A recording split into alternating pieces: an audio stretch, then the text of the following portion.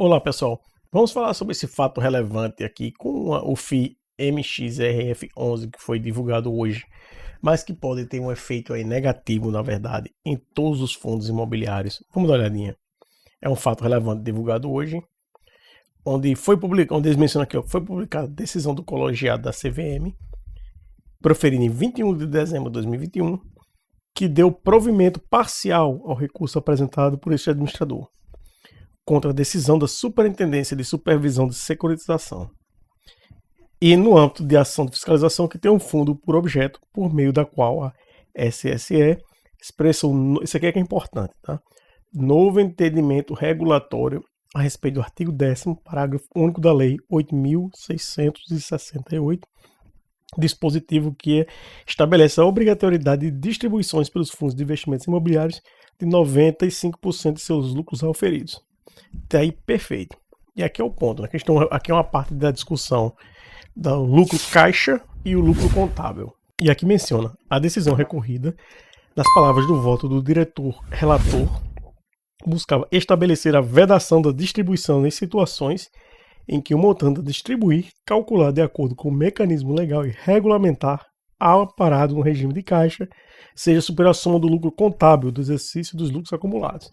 Eles querem evitar quando o lucro caixa, normalmente vai ser, né, acima do lucro contábil. O que é que isso quer dizer? Vamos ao básico aí. Digamos que você está investindo num fundo imobiliário, que ele teve 10 milhões de reais aí de lucro para distribuir. Isso eu estou falando de lucro caixa. Vai tirar as despesas administrativas, digamos que seja 1 milhão, sobrou 9 milhões. Desses 9 milhões, ele teria que estar distribuindo 95%. Perfeito, não tem problema nenhum. Do lucro auferido. Só que o que eles estão falando aqui agora é o seguinte: não, isso não pode. Tem que ser o lucro contábil. E qual é a diferença principal aí, por exemplo, entre o lucro caixa e o contábil? No caso do contábil, o caixa considera apenas o fluxo de caixa, como eu falei, não é? O contábil já é um pouco diferente. Ele vai considerar tudo que eu já mencionei aqui, 10 milhões, vamos considerar a mesma coisa. Custo de administração do fundo 1 milhão, ficou 9. Já não vai ser assim 95% dos 9. Por quê? Porque vai ter que ser levado em consideração, por exemplo, o valor patrimonial. Digamos que você tem um patrimônio de imóveis, se nada mudou, nada muda. São os 9 milhões aí. 95% desse valor. Mas digamos que os imóveis perderam 3 milhões de seu valor patrimonial. Então esses 9 vão virar 6 milhões. Então vai ser distribuído 95% desses 6 milhões. Ah, mas aí deu um pouco a mais. Digamos assim, o imóvel aumentou de valor então. Aumentou 3 milhões.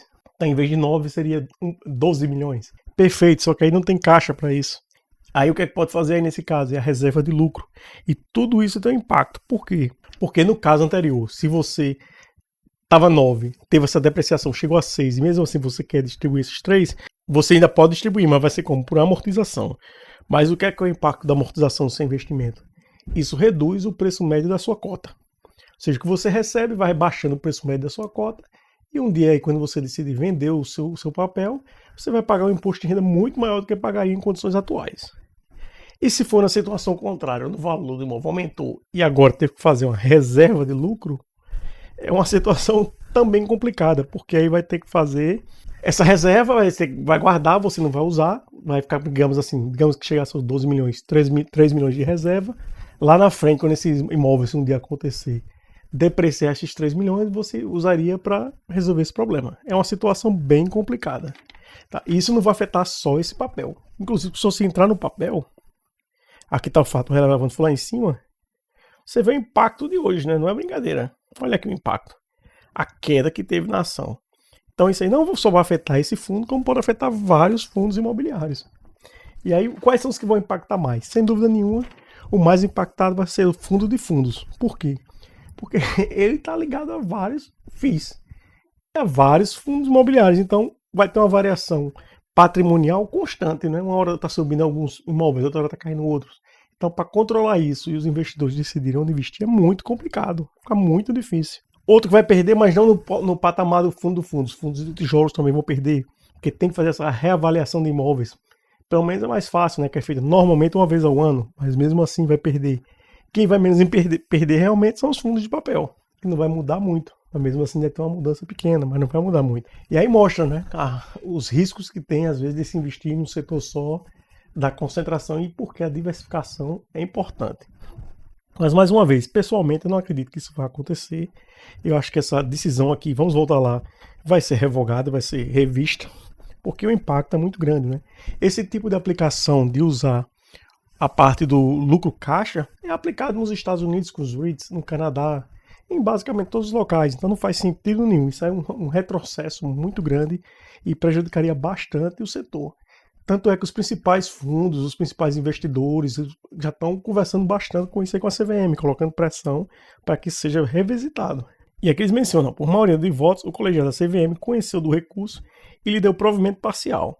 O recurso não foi provido integralmente, pois nos termos do voto do diretor-relator ficou ressalvado que, caso o valor a ser distribuído pelo FII, calculado de acordo com o parágrafo único, combinado com as determinações do regulamento, seja superior, que é o que eu estou falando quando tem a parte de reserva, ao montante do lucro do exercício, adicionado os lucros acumulados, reserva de lucros do exercício anterior, o montante distribuído em excesso, a soma do lucro do exercício adicionado.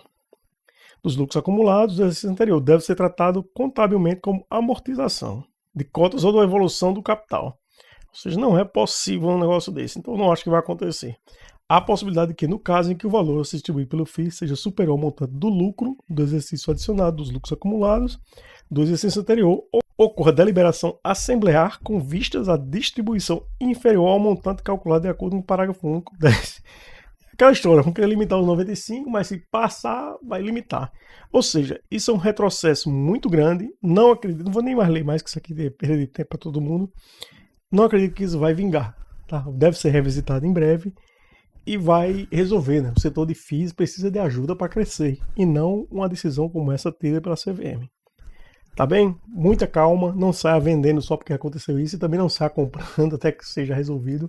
Lembrando que não é indicação de compra ou venda, mas o mercado é algo enorme, né? Tem muita opção para você investir, muitas ações aí, muitos FIIs, muita coisa fora do Brasil também, BDR, o que você achar para diversificar e reduzir um pouco o seu risco. Tá bem? Obrigado, nos vemos na próxima. Até mais.